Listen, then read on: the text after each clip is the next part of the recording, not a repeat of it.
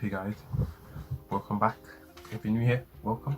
My name is Coded, and as you can see by today's title, I'm going to give you some tips for street photography.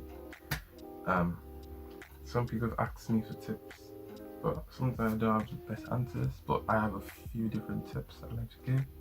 There are different videos about this online, but I'm just going to give my opinion. There'll be a part 2.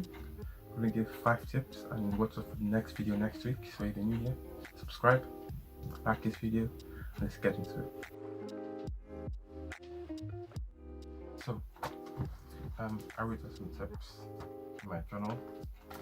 Shouldn't forget it, because sometimes I tend to forget something. But let's get into it. The first tip I have is to master your setting. Basically, most people always think that it is you need to have a big camera, big everything, and that's not true. Because most people, most street photographers or big photographers, just have one small little camera, like just one tiny little Leica camera or Fujifilm, and that really does the job for them. What is the main thing is the best camera you have is the best camera you master. Yeah, that's very important, because if you master your camera and you know how to Euro, you know the pros and cons of it, then you can decide to get a new camera and upgrade. But what you have now, master it. That's what's important. Number 2, don't put pressure on yourself. Let me explain. So sometimes whenever we go to take pictures, like I go out to take pictures, and we always have this expectation. And that expectation always kind of makes you get disappointed, and then you feel like, why am I doing this in the first place? I'm sure you had that thought before, but most times it's always good not to put pressure on yourself. Just go out taking pictures, not expecting to take any pictures. So that way when you take pictures, even with just 1 or 2, then you're happy that you've taken some pictures.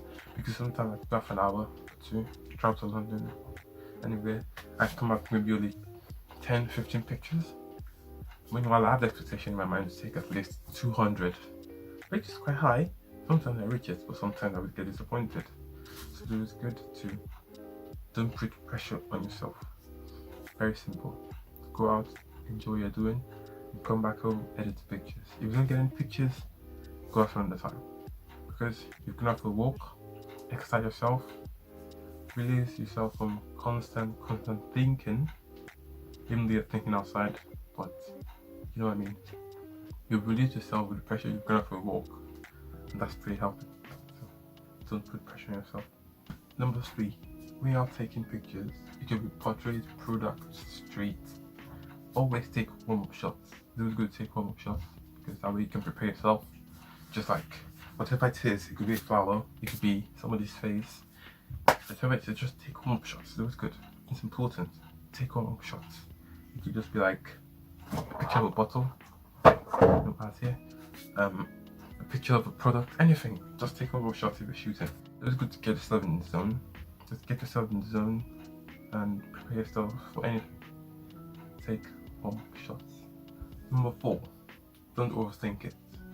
As I said in the previous tip, stay cool. Don't put pressure on yourself. Don't overthink it.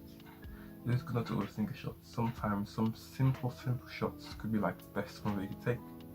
Like literally, you could just take a picture of someone walking down the street and your shadows.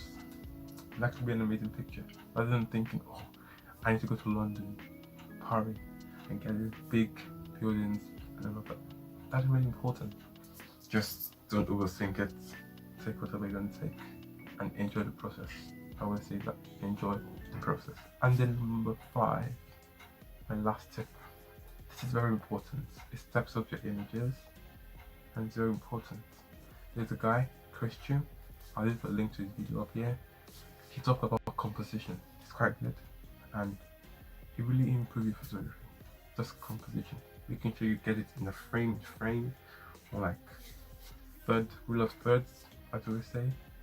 Just 3 frames, and then taking the last one, and then always make sure you have good composition. That's really important. It'll improve photography very well. Taking it from here to here.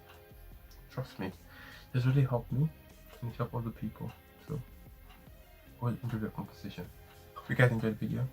If you did and you're watching up to now, you like, subscribe, click that red button down there, comment down below your thoughts, any other tips you have or you want me to give or you want me to address, comment down below and I'll address this in the next video. There's going to be a part 2 to this street photography tips coming up next week, so subscribe if you don't want to miss that one. And yeah, so remember the tips I hope you've learned from me today. As always, quit talking, start doing.